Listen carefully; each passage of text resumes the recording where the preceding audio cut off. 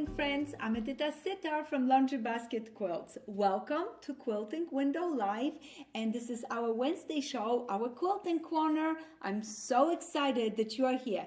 In our Quilting Corner, I always love to share some fun things that I'm working on it, and you know, we just finished our big block of the month, our sewing basket block of the month, and I always think about what next can I do. I was a little distracted and have been thinking and praying for our friends in Florida, and just could not get them out of my mind. And quilting is such an incredible therapy because as I'm praying, I'm making my blogs and thinking of my friends and sending all the love. Guys, stay safe. We're thinking of you. Please take care of yourself. Stay safe. And as soon as the storm will pass, come back to us and quilt with us. We're thinking of you and wishing you quick passing of the storm. As I finish my block of the month, I always love to keep my hands busy, and I think of other projects that I can do. I'm not ready for a big project right now. Though on the horizon, there is a beautiful next block of the month. So we just finished the sewing basket block of the month, but the next one, did you guys notice? We have our Alaska block of the month, and this one is exclusive color to only be able to get them through our block of the month, and this one starts in January. We actually, by the end of the week, we're gonna show few other blocks of the month that are coming out, so stay tuned. But if you want to secure your spot for the Alaska one, you can already sign for that one. From our sewing basket collection, that's the collection that this quilt is made with. There were other patterns like split 9 patch that was really cute, let it shine that I have it right here, all the variegated threads. All of those projects are so fabulous, but they're a little bit big for me right now because I just finished this block of the month and I feel I need something in between, something small to keep my hands and my mind occupied as I'm thinking of you guys. So I picked this project, the mini Pinehurst, and I'm gonna make this with my sewing basket fabric. Look how cute those little blocks are. They're adorable. So today I want to show you my progress. I'm doing the blocks, I'm chain sewing, and I want to share with you how I'm making one of the blocks. I think you're gonna like that. And what is so special about this project, that it's small enough that you can do it by hand or you can do it by machine. It's super fun, and I think you're gonna really like it. On the horizon, my eyes are all over our new collection called T-Dye, and let me show you some project from T-Dye. It just came into the studio. Oh, guys, this is gorgeous collection. We have half yards, we have fat quarters, fat eights, and it's just this most beautiful group of fabric. Look at this. It has a little texture on it that looks like wool, but it is just the T-dye. It has the texture of in and out colors. I really like that, and those colors are perfect with our upcoming collection called Dahlia. So these are the, like I call them solids, but there is a little bit of a design to it. Some of them even have little sparkles on it, and so this collection is perfect with Dahlia if you would like to add a little extra color. There's so many fun patterns, and if you wanna, you can do your little trees also from that group. There are many different patterns that come with T-dye. The tea house is one of them, or the tea biscuits, and I'm so super excited because guess what? We got the tea biscuit completely pre-cut. If you guys love our log cabins, how we have it pre-cut for you, the tea biscuits, what it's a variation over courthouse steps. Yep, it's super cute. We got it pre-cut and it is so beautiful, so fun. So those two. Then another pattern that we have with T-dye collection is the chamomile, what it's a really fun trip around the world.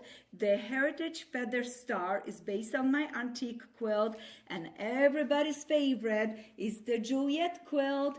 And I have a big announcement this Friday at our live show. So if you want to tune in on Friday, because I have a big announcement for you guys that has something to do with the Juliet quilt. Yes, look at how gorgeous it is. It's a 8-point star, 45 degree, 8-point star, beautiful variation on it, no Y seams and an extra appliques. And we have kits that we're gonna launch this Friday that have all the appliques, everything, and you can pre-buy them. We're gonna be shipping them in next 2 weeks. And guess what? If you are in Houston, I hope you're gonna stop by our booth because I'm gonna be there and I'm gonna have some of the newest fabrics from Laundry Basket Quilts, from our Pebbles, Twinkle, Tie-dye, maybe, I don't know, I'm hoping to, that I will have a little taste of Dahlia for you too. So I'm super excited. But now let's get back to what I'm working on it. I'm gonna be making one of those little Pinehurst blocks. They're so cute. The unfinished size is 2 3/4 by 6 inches. It's super fun. If you want it, we have a pattern like I showed you, and in the pattern you have all the templates and cutting directions, but I want to show you something different. We have this acrylic templates, and they're for the large Pinehurst blocks, for these blocks. So those are nice and tall. So if you wanted to, you can use the same templates. And the small blocks, I made mine with a 5-inch strips of fabric, so you can use charm packs. We have a great variety of charm packs. We have the Twinkle, we have a beautiful Pebble, so the Pebbles are all my lights, that's what I'm using in mine. Then we have beautiful Joy. Oh, Joy would be so cute for the holidays to make little red and green trees. That would be so much fun.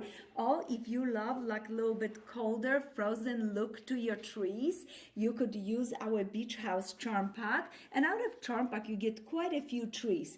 And then, oh, maybe you want a bright and happy sprinkle. So we have a lot of beautiful charm packs that you can choose from. But how do you cut? I'm gonna take a piece of fabric.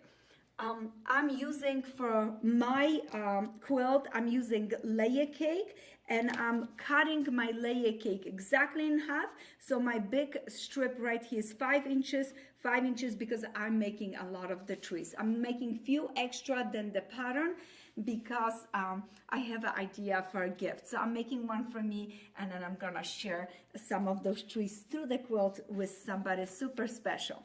So right there, I have my fabrics. This is 5 inches, and I already start cutting from the fabric, so my edge is already trimmed. But all that I did is you basically place your ruler right over just like this, and you can mark your ruler. You can draw a line.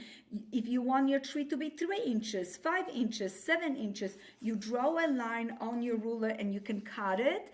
I'm doing the 5-inch because I'm basing my pattern on a charm pack in case I want to add some pieces, or I'm basing on cutting from a layer cake where it's 10 inches, just cut in half. And all that I did is lay my ruler down, and with just one cut like this, I have a nice variety of trees. That's gonna be my first cut.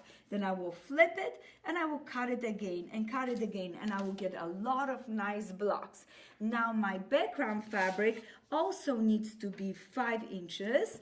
So I'm gonna put my trees to the side, and what I'm doing is this time I'm gonna put some fabric right sides together. So I have a right side with right side, because with one cut I need the left and the right. And I'm doing the same thing with this template. I'm measuring 5 inches from here to here, and I'm gonna place it on my fabric. I'm gonna do it this way, and I'm gonna use up that beautiful clean straight edge. Look at this. So one edge matches. There is the bottom. I matched it up, and all that I'm gonna be doing, oh, I have to be all the way here. Okay, I'm really missing my rotating cutting board because it's so nice. All right, I made a first cut. I'm gonna flip it this way, okay, and with the rotating board would have been so nice because I wouldn't have to cross my arms or to rotate my fabric, but I can do that too. If I don't have a rotating board, I can just rotate my fabric, and I'm gonna make another cut.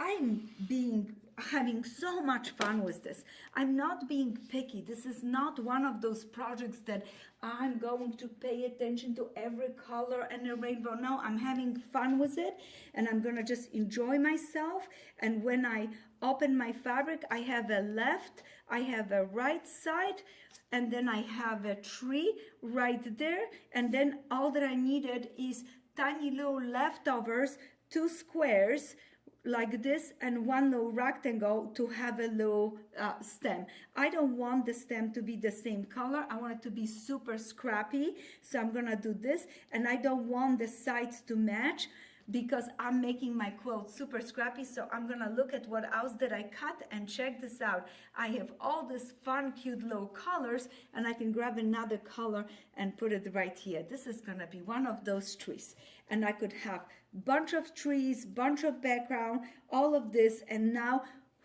relax, enjoy myself, and do some chain sewing because I love chain sewing. So all that I'm gonna do is take the 2 pieces, place them right sides together, just like this, match it up. There's a little overlap on the top, a little bit of the blue is sticking down here because I needed my 4/4 inch seam allowance. And I have one already set in my sewing machine. I was checking my sewing machine before the show started to make sure that it was working really nice. And all that I'm gonna do is just sew. And another one, and another one. And I'm gonna enjoy myself because guess what? I have worked so hard today and I need a tiny bit of me time. And at my age, me time means that I get to sit down and sew and enjoy your company. And if you guys have any questions, please don't forget, you can ask them. Erin is here with me, and she would love to give me the questions, and we would answer them.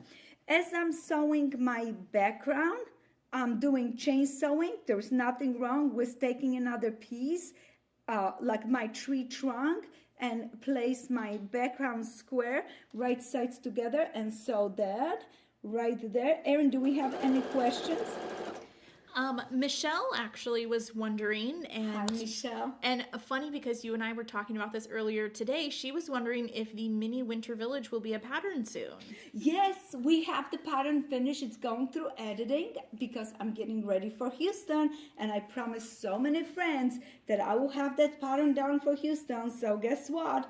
No going back on this one. I'm gonna have it finished in next week or 2, so stay tuned. It's almost done. And the mini winter village is so cute, and in it we did a little trees too. Remember, those are a little bit different size, they're a little bit bigger. This is the tree that I'm doing today. I'm truly basting on charm packs of 5-inch pieces because I want to use up some of my charm packs. I want to have a ton of color, and out of 1 charm pack I can at least get 2 trees out of 1 square from a charm pack, because I get one this way, and there will be little leftovers. You can use the leftovers as your backgrounds if you cut it correctly. You know, pay attention. I didn't try it yet, but I was just thinking, because some trees could have a dark background, and some light trees could have a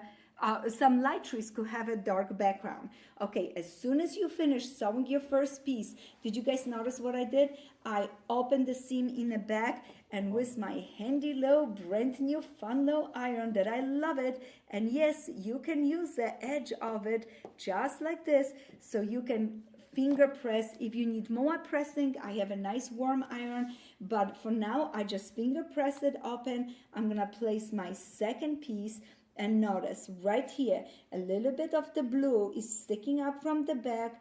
I'm estimating what a 1/4 inch seam allowance is, and I'm gonna sew from this end down to the tip of my trees. And if you need to, don't be afraid to put a pin in it. I love to put one even just in the middle, so by the time I take this onto my sewing machine, it doesn't move and it doesn't shift. Do we have any other questions?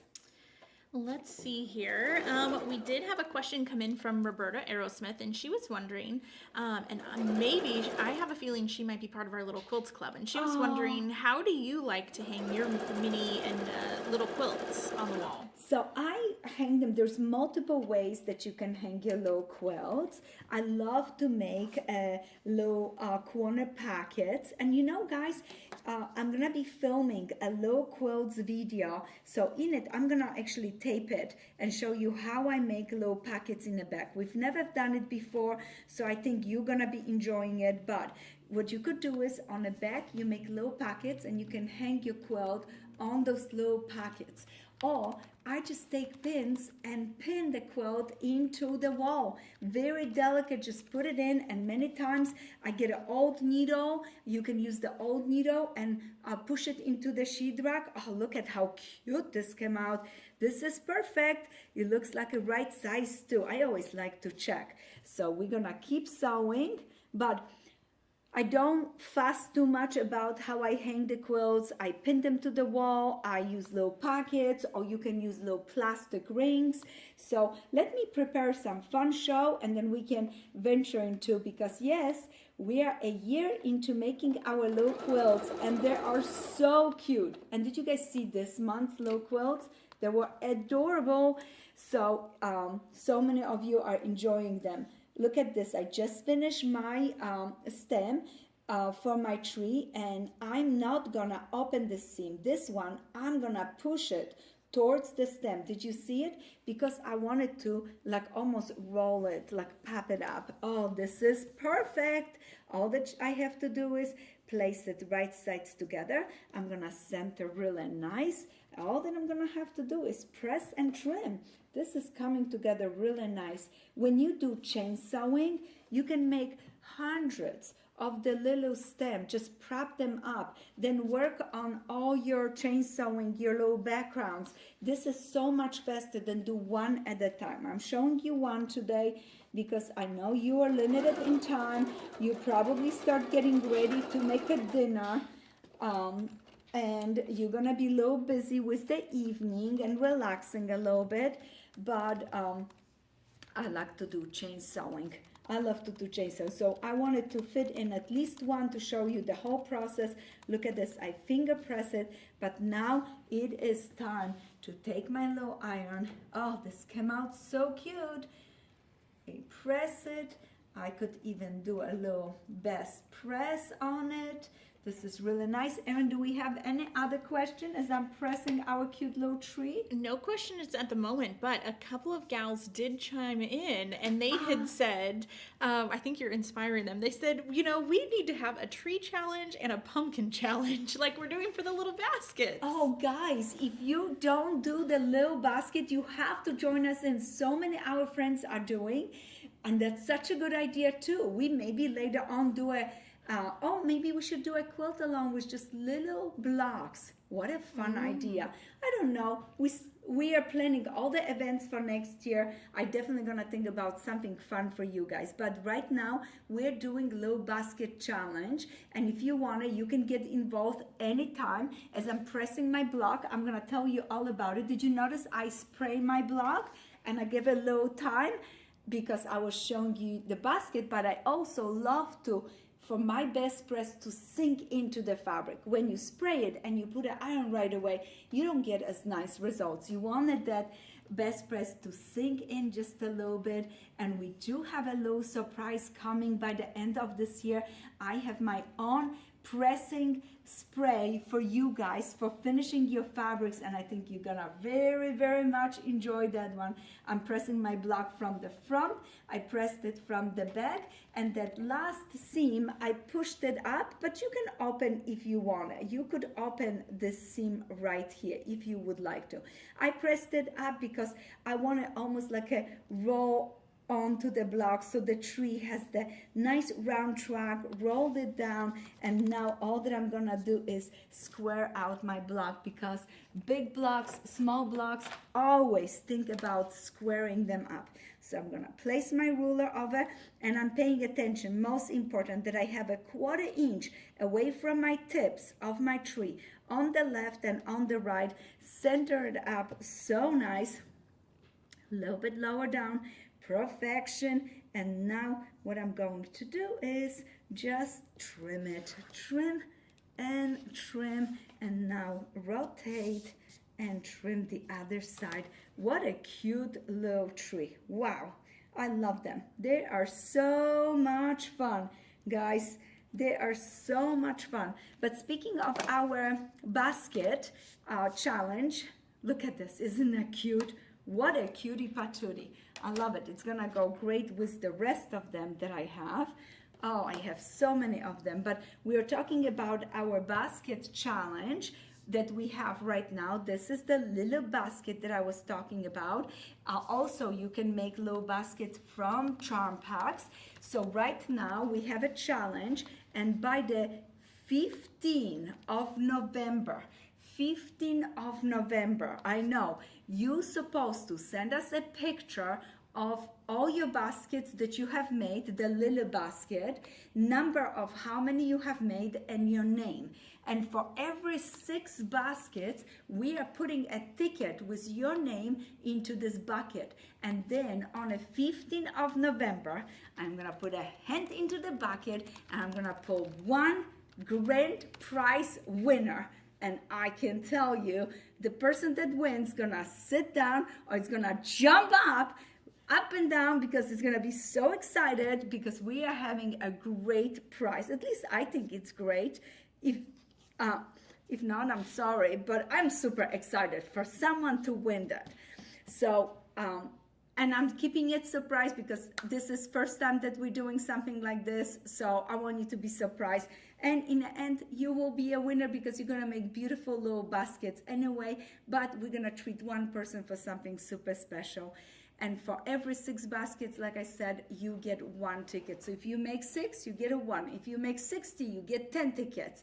So keep making them, keep making that, and keep sending us pictures and the number and your name, the number of how many baskets you made and your name, so we can put the tickets in. We need the picture so we can see it. Are you making them? I trust you. I know you guys are doing, but sometimes it's nice to show off your work to me too. So did you see how much fun it was to use this ruler, the Pinehurst ruler? So as I said, you can measure whatever measurements you want, whatever tree you want to make, measure right here, measure the same distance on the background, cut it. Just remember, your background has to be right sides together, so when you cut, you open, you have the left and a right for your tree. And I'm gonna show you something. This is the most mistake that happened, and how I know, because sometimes in my classroom I play with you guys, and I noticed something. When you're placing your fabric, always lay them in front of you like this, so you see that this is a beautiful rectangle later on. The most mistake is flipping those and sewing them this way, and see, this is not gonna be straight. It's not gonna be working. You want that cut bias edge and bias edge to be right sides together, and this is how you're gonna stitch. And remember, always make sure you overlap here and overlap down here, so when you're stitching and then when you open it, in the end, you get a really nice point, nice points on the side, and you get a really cute, fun little trees. Do we have any other questions, Erin? Well, you did just touch on that, but maybe you could elaborate some more. Tiny Talkie Tina was saying, she's like, I've always had a problem with the tops point. Yes.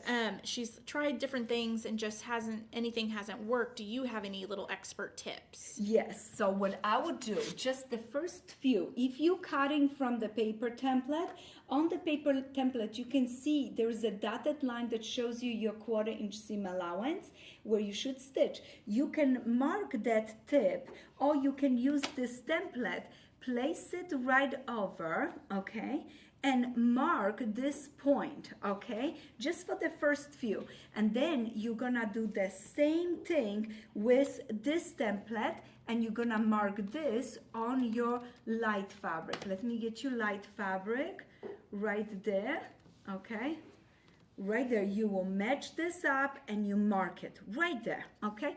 And then you're gonna put point to point, and with this first time it shows you exactly, look at how this overlaps and this is sticking up back here. So you have exactly that 1/4 inch seam allowance that you're gonna stitch. You're gonna want to make sure that this matches right there, overlap, and you can stitch it right down. And that point that you would have marked would have been right here, so you stitch right through that point. And with that first marking, it gives you an idea where to position your pieces, because many times we lay it too low, do you see? And you're gonna lose your point. You want to be high enough, and you want to be covering up. You want to be just a 1/4 inch. Let me show you on this side. Do you see? Look at, again, little overlap. You could see that. So right there, that is the important part, because you want a nice tip on the top of your trees. You want to have a nice tips on the tops and enough room on the left and the right that you can also have a seam when you're sewing the trees together. I'm planning to stagger my trees, so I'm going to be adding a small light strips to the top of some trees and the bottom of the other ones. And that would allow me to shift my blocks up and down like this. Notice it's just like I have it in that pattern. So it's gonna look like they're on a little hill going up and down, but also that would help me that I don't have to put this seam against this seam. If you want your trees in the line, one next to the other, what I recommend is push the seam allowances in opposite direction on every second tree. So right there, I would push it down, push it up, push it down, because then you can place those and lock it. Or another option is open the seam, and then when it's open, it's a little bit easier to transition, because with both of them are going in the same direction, it's gonna be a little bit bumpy. But that's what I like, to put my trees up and down, pretending that they're on a low hill, but also easy transition between my blocks. So I hope those little tips help you out. I am so thankful that you tune in. I hope I have brought a little bit of fun and joy for you, and I hope you get lost in this tiny little woods of scraps. So happy quilting, and if you have any other questions or concern, please email us at Laundry Basket Quilts. It's to our customer service, and we will help you with anything you would like. And I hope to see you this Friday for our regular Friday live show. I have a great surprises for you, and we're gonna reveal all the brand new blocks of the month for next year, and we have another special surprise. So I hope you tune in and watch our show on Friday. Happy quilting, and stay safe out there.